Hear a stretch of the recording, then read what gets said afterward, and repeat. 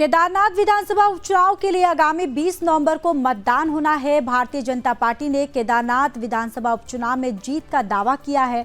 BJP के प्रदेश अध्यक्ष महेंद्र भट्ट ने कहा कि इस बार बीजेपी प्रत्याशी भारी मतों से जीत दर्ज करेंगे।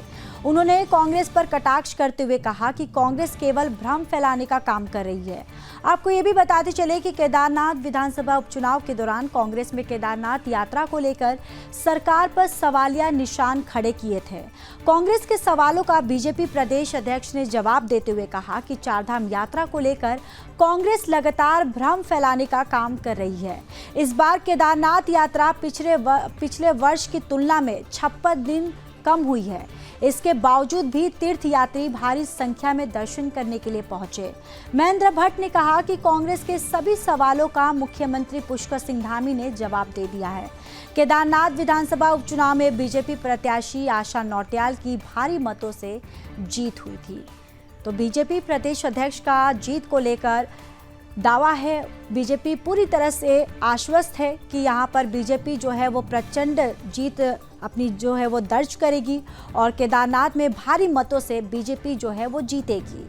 और उन्होंने साथ ही साथ कांग्रेस पर यह भी कटाक्ष किया। उन्होंने कहा कि भ्रम फैलाने का काम जो है वो कांग्रेस कर रही है।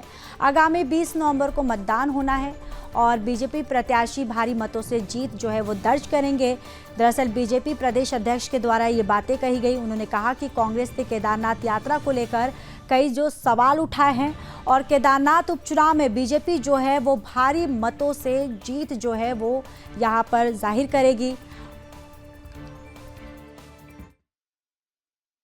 देखिए, मैं कांग्रेस का उत्तर इसी बात से दे सकता हूं कि पिछली बार की तुलना में इस बार यात्रा की जो ज्योतिष गणना है वो 56 दिन कम रही, लेकिन उसके बाद भी पिछली बार से ज्यादा यात्री चारों धाम के अंदर आए हैं, जिसमें केदारनाथ में सर्वाधिक यात्रा का विषय है। तो इस प्रकार के भ्रम पैदा करके कांग्रेस ने यात्रा को प्रभावित करने का काम किया। देखिए, केदारनाथ विधानसभा उत्तराखंड की ऐसी विधानसभा बनने जा रही है भारतीय जनता पार्टी की, जो सर्वाधिक मतों से जीतने वाली है।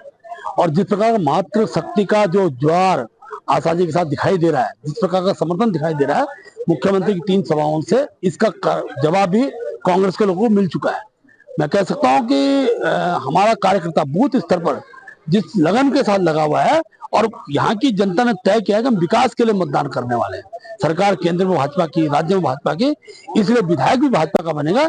ये एक प्रकार का लहर का माहौल इस बार केदारनाथ का मैं देख रहा हूं और मैं कह सकता हूं केदारनाथ विधानसभा अच्छे मतों से जीतने वाली विधानसभा बनने वाली है।